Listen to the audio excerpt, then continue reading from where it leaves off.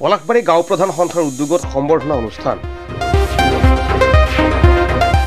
পলাশবাৰী গাঁও প্ৰধান সন্থাৰ উদ্যোগত মিৰ্জাস্থিত সন্থাৰ কাৰ্যালয়ত পোন প্ৰথমবাৰৰ বাবে এক সম্বৰ্ধনা অনুষ্ঠান অনুষ্ঠিত কৰা হয়। সভাত সভাপতিত্ব কৰে সন্থাৰ স্থায়ী সভাপতি তথা গুইমাৰা গাঁৱৰ গাঁও প্ৰধান ফণীন্দ্ৰ চন্দ্ৰ দাসে। পলাশবাৰী গাঁও প্ৰধান সন্থাই পোন প্ৰথমবাৰৰ বাবে আয়োজন কৰা উক্ত সম্বৰ্ধনা প্ৰদান অনুষ্ঠানত হাইস্কুল শিক্ষান্ত পৰীক্ষাত ৯২% নম্বৰ লাভ কৰি গৌৰৱ কঢ়িয়াই অনা বঙৰাৰ গাঁও প্ৰধান বলেন চৌধুৰীৰ সুযোগ্য পুত্ৰ মঞ্চানু চৌধুৰীক সন্থাৰ সভাপতিয়ে ফুলাম গামোচা, উপসভাপতি সৰ্বেশ্বৰ দাসে মানপত্ৰ আৰু সম্পাদক অসীম দাসে এখনি শৰাইৰে সম্বৰ্ধনা জ্ঞাপন কৰে। উক্ত সভাতে সন্থাৰ সদস্য পৃথু দাস, সুদম দাস, কুলীপ ৰাভাকে আদি কৰি আন সদস্যই ভাষণৰ মাজেৰে মঞ্চানু চৌধুৰীক শুভেচ্ছা জ্ঞাপন কৰে। শেষত সন্থাৰ সদস্যা জ্যোতিকা দাসে ভূপেন হাজৰিকাৰ এটি গীত পৰিৱেশন কৰে। মোৰ নাম মঞ্চানু চৌধুৰী।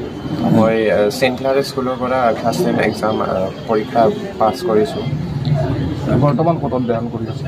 মই এতিয়া আমাৰ তাতে চেণ্ট ক্লাৰেটত 11ত আছোঁ, ছায়েন্স ষ্ট্ৰীম লৈছোঁ। বহুত ভাল লাগিছে, সকলোৰে ইমান মৰম আৰু আশীৰ্বাদ পাইছোঁ, সেইকাৰণে বহুত ভাল লাগিছে। আশা কৰোঁ পিছলৈও এইটো সংস্থানটো জাৰি ৰাখে, সেই কামনা। মই তেওঁলোকক ক'ব পাৰিম যে মাৰ্কছৰ কাৰণে নকৰিব কেতিয়াও, নিজৰ নলেজৰ কাৰণে কৰক। আপুনি যিমান পাৰে সেইটোলৈ চেষ্টা কৰিব, কিন্তু মাৰ্কছৰ কাৰণে মুখস্থ কৰি সেনেকৈ নকৰিব, সেইটোৱে ক'ব বিচাৰে। নিজৰ চেষ্টা কৰক পূৰা যিমান পাৰে। ভৱিষ্যতে মই ইঞ্জিনিয়াৰিং কৰিম বুলি ভাবিছোঁ, কিন্তু কৰিব নোৱাৰিলেও মোৰ এটা প্লেন বি আছে। কিন্তু মোৰ মা দেউতাকে দিব খুজিম, কাৰণ তেওঁলোকে বহুত ছাপোৰ্ট কৰিছিল আৰু বেলেগৰ লগত কম্পেয়াৰ কৰা নাছিল আৰু যে সিহঁতৰ ল'ৰাটো ইমান তই কিয় এনেকুৱা, সেনেকৈ কৰা নাছিল। সেনেকুৱাকৈ যদি মা দেউতাকে নিজৰ ল'ৰাটোক ছাপোৰ্ট কৰে, ল'ৰা ছোৱালীও উৎসাহ পাব ভাল ৰিজাল্ট কৰিবলৈ বা ভাল কাম কৰিবলৈ, ভাল নাগৰিক হ'বলৈ। আজি আমাৰ মাননীয় আমাৰ সতীৰ্থ বলেন চৌধুৰী ডাঙৰীয়াৰ সুযোগ্য পুত্ৰ মঞ্চানু চৌধুৰীৰ এটা সম্বৰ্ধনা অনুষ্ঠান ৰাখিছিলোঁ। এই অনুষ্ঠানটো আমাৰ প্ৰেক্ষাগৃহত এই প্ৰথম গাঁওবুঢ়া সন্থাৰ ভৱনত, আৰু এই কাৰ্যসূচীটো আজিৰ পৰা আমাৰ অতিলৈ থকাৰ কাৰণে এটা প্ৰস্তাৱো লৈছোঁ।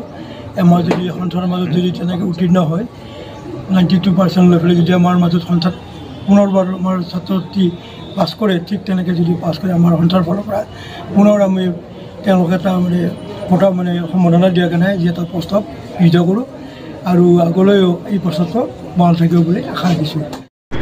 এই হেৰিটো যিটো আমাৰ এই সম্বৰ্ধনা অনুষ্ঠানটো, এইটো কিছুদিন আগতে হোৱাৰ কথা আছিল, অলপ পলম হ'ল যদিও মোৰ সহকৰ্মীসকলে তেওঁলোকৰ বহুত আগ্ৰহত তেওঁলোকে বহুত হেৰি কৰিলে, তাৰ কাৰণে মই তেওঁলোকক ধন্যবাদ জনাইছোঁ। তেওঁলোকে এই অনুষ্ঠানটো পাতিলে, মোৰ ল'ৰাটোক কিছু তেওঁলোকে যি উৎসাহ যোগাইছে তাৰ বাবে তেওঁলোকৰ ওচৰত মই চিৰকৃতজ্ঞ হৈ থাকিম। আমাৰ যিখিনি গাঁও প্ৰধান আছে, আমাৰ পলাশবাৰী ৰাজহ চক্ৰৰ অন্তৰ্গত সৰ্বমুঠ ৯৪জন আছে, আৰু আমাৰ এটা সন্থা 1968 চনৰ পৰা ইয়াতে আমাৰ পলাশবাৰী ৰাজহ চক্ৰৰ চৌহদৰ ভিতৰতে আছে আমাৰ সন্থা কাৰ্যালয়টো। গতিকে আমাৰ প্ৰতি মাহতে দুখনকৈ আমাৰ সভা হয়, আমি সন্থাই বহি থাকোঁ আৰু লগতে অফিচিয়েল কাম চামৰ কাৰণে আহোঁ।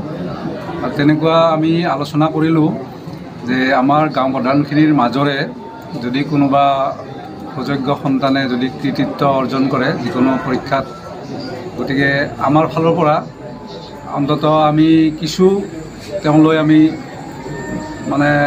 কৃতিত্বৰ বাবে তেওঁক আমি উৎসাহ যোগোৱাৰ বাবে আমি সম্বৰ্ধনা জনাম। আৰু লগতে আমাৰ এই যিটো কাৰ্যসূচী, প্ৰথম কাৰ্যসূচী আজি আমি ৰূপায়ণ কৰিলোঁ। আমাৰ সহকৰ্মী সন্মানীয় বঙৰাৰ গাঁও প্ৰধান সন্মানীয় বলেন চৌধুৰী ডাঙৰীয়াৰ সুপুত্ৰ মঞ্চানু চৌধুৰীয়ে আমাৰ যোৱা 2024 ইংৰাজী চনৰ হাইস্কুল শিক্ষান্ত পৰীক্ষাত ৯২%ৰে সুখ্যাতিৰে উত্তীৰ্ণ হ'বলৈ সক্ষম হৈছিল। আৰু যদিও ৰিজাল্টটো আমাৰ বহুত আগতে দিছিল, কিন্তু আমাৰ বিভিন্ন কামত আমি ব্যস্ত থাকোঁ বাবে দিব পৰা নাছিলোঁ।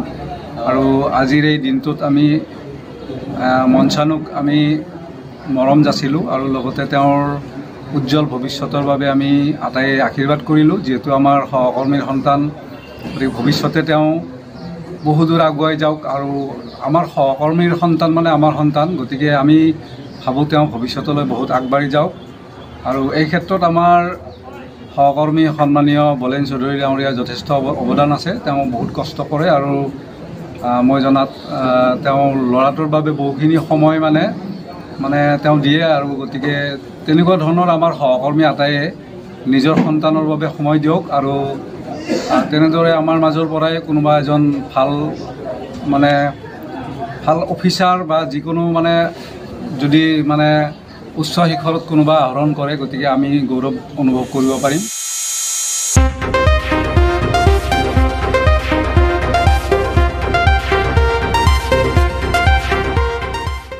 News desk report, Assam news 365।